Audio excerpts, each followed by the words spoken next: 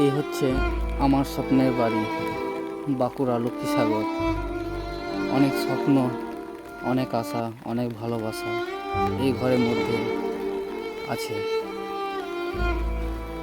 অনেক গাছপালা, অনেক জঙ্গল হয়ে গেছে। আমি গত 20-22 দিন ছিলাম না।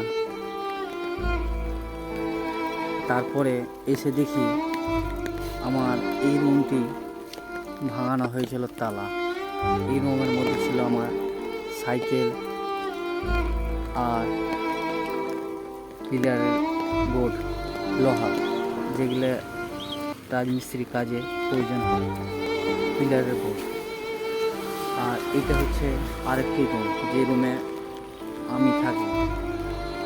এই ঘরে আমার নিজস্ব সাইকেলটা ছিল, আর পাশে ঘরে একটা স্কুল ছাত্রী একজনের সাইকেল এখানে রেখে যেত।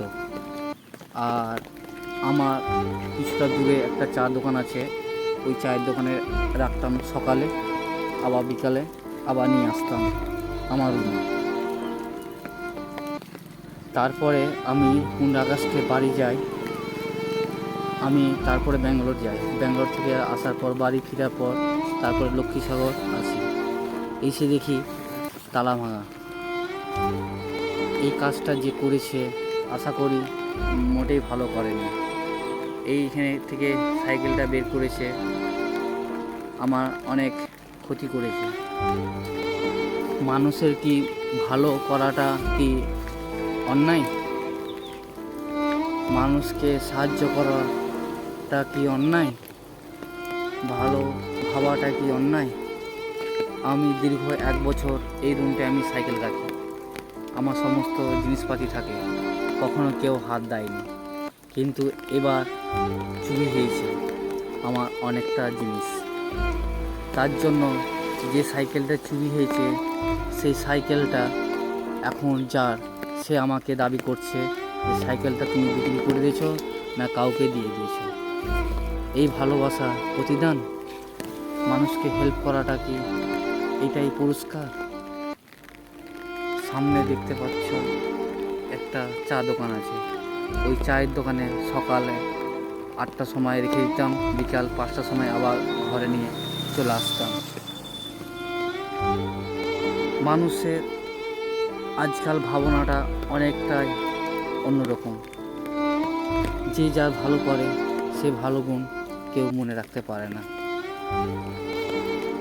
মানুষ এত স্বার্থপর কেন হয়, এত বেমান কেন হয়, বলতে পারছি না। যাই হোক, আমার কপাল খারাপ, তার জন্য একটা পর একটা জিনিস আমার কপাল ঘটছে ঘটনা। আমি দীর্ঘ 6 বছর থেকে আমার বউ নিয়ে আমি অসুস্থ ভুগছি, যে আমার বউ কখন সুস্থ হবে। বউয়ের পেছনে অনেক টাকা আমার খরচা হচ্ছে, তার মধ্যে আমি নিজেকে হাসি খুশি বিন্দাস থাকতে চাই বা থাকি। কখনো নিজেকে একা নার্ভাস হয়ে থাকি না, সবসময় ফ্রি মাইন্ডে থাকি। কখনো কমেডি ভিডিও করি, কখনো সামাজিক ভিডিও করি, কখনো নার্ভাস সাধারণ ভিডিও করি। আমি টিকটক ভিডিও করি। আমার ফেসবুকে SK রাহুল নামে পরিচিত, কিন্তু আমার নাম খুরশেদ শেখ। আমি খুব দুঃখভাবেই বলছি, জীবনে আমি একবার ঠকেছি, কিন্তু তোমরা কখনো দ্বিতীয়বার ঠকতে যেও না। কখনো কখনো অপরিচিতকে কখনো সাহায্য করিও না। ভেবে নিও, সাহায্যটা হচ্ছে সব থেকে ভয়ঙ্কর জিনিস। আজ যে আমি কষ্ট পাচ্ছি, আজ ভীষণ আমি বুঝতে পারছি মানুষকে সাহায্য করাটা কতটা খাতারনাক হয়েছে।